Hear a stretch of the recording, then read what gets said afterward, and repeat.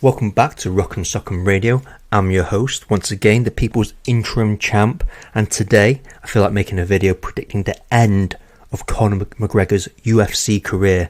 There are 8 signs of the end times. I'm going to go through the 8 signs, and then I'm going to talk about what I believe to be the last 2 fights on Conor McGregor's career.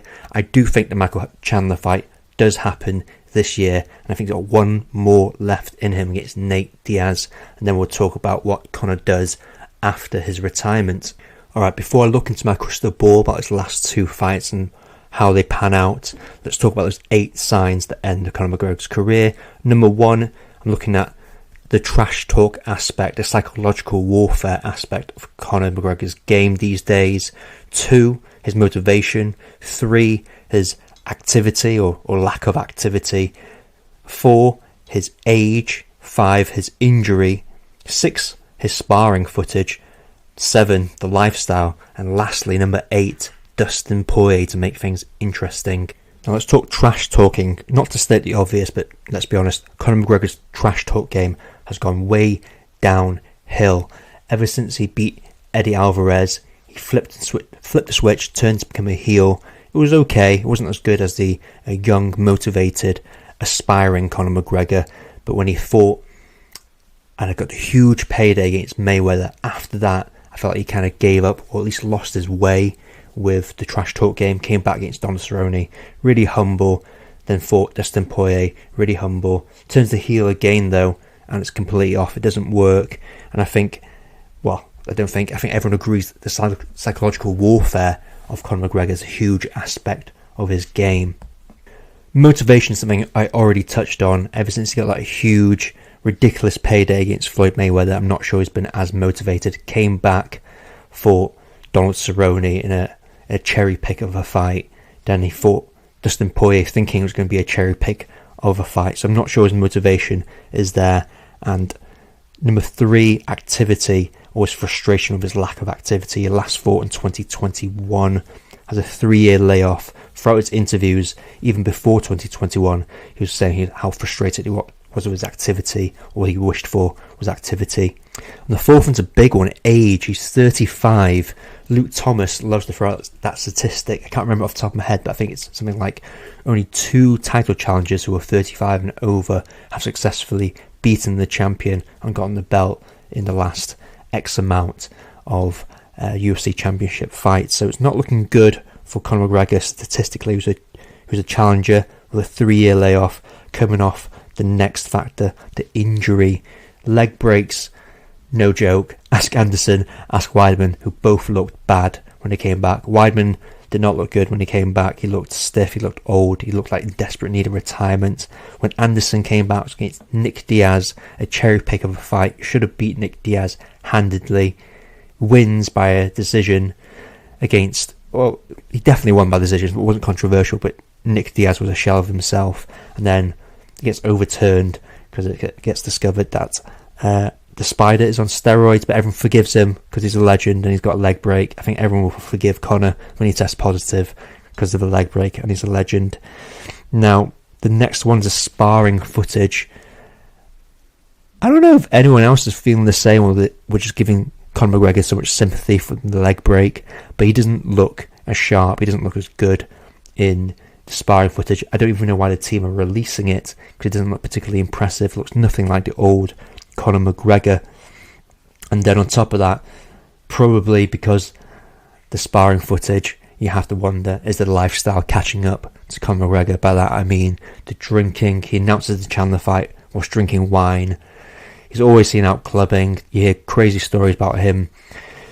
Wild parties in Liverpool, in America, in Ireland, doing all kinds of things to his mouth and nose.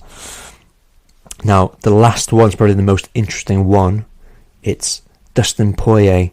You could argue that Khabib was the one who broke the mentality, the iron mentality of Conor McGregor, but I'd say it's Dustin Poirier, because, like I said earlier, McGregor thought he was cherry-picked the Donald Cerrone fight, gets a huge win.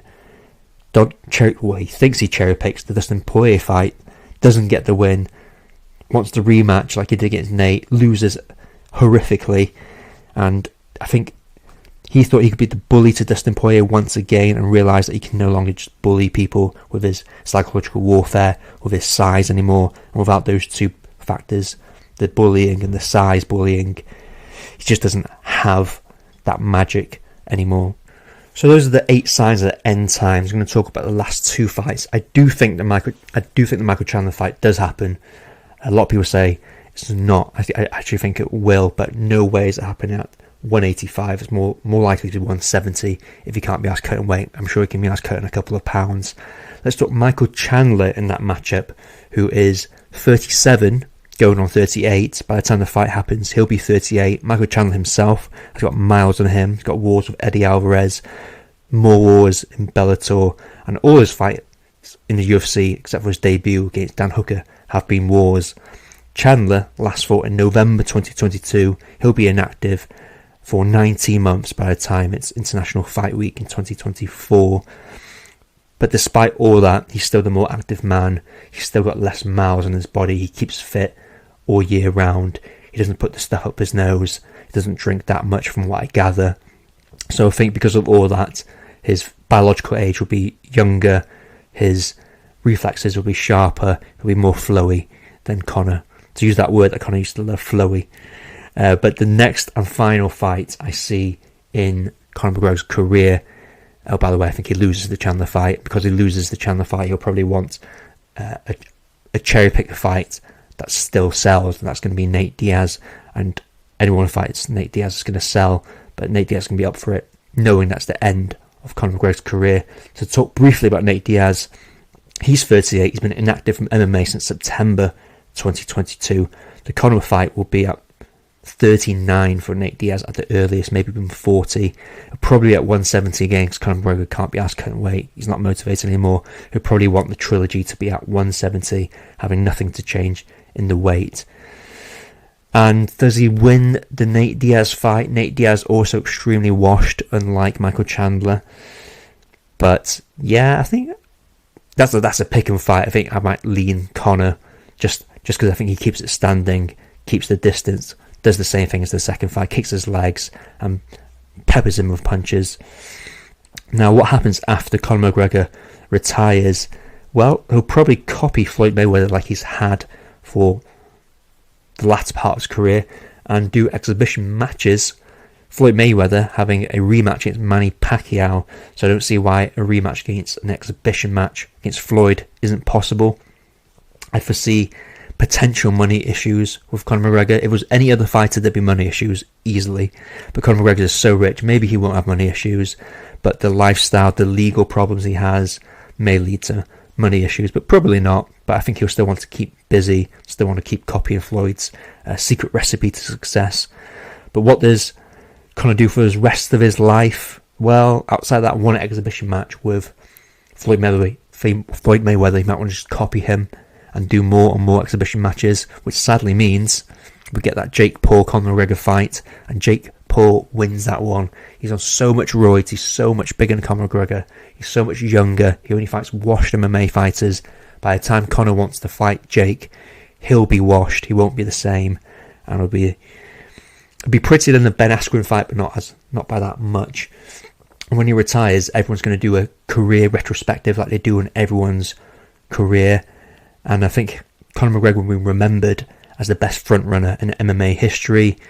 Needed the size and the confidence fueled by the mind games for him to come out on top. I think we'll realise when he retires there's been a lot of cherry picking, a lot of Dana White privilege. Cherry picking helped his career. And all careers lose their shine once fighters retire, except for GSP, of course. So that begs the question, where does Conor McGregor end up on the GOATs conversation? Is he top 5 GOAT material? Easily not. But is he top 10? No, he's not top 10. He never defended any of his belts, which is a huge marker for me, a huge asterisk. Back in the day, not to be a gatekeeper, but back in the day, you used to hear MMA conversations say, oh, that person's not a real champion until they defended the belt. Conor McGregor never defended the belt. He's going to be played with cherry picking accusations like Floyd, but he's going to have a huge fan base to support him. But I don't think he's top 10 GOAT material, maybe even not even top 15, but we'll have a deeper think about that when he retires in 2024. 2 fights in 2024 and his career ends. That's me. Don't forget to like, help me out with the algorithm. I'm out.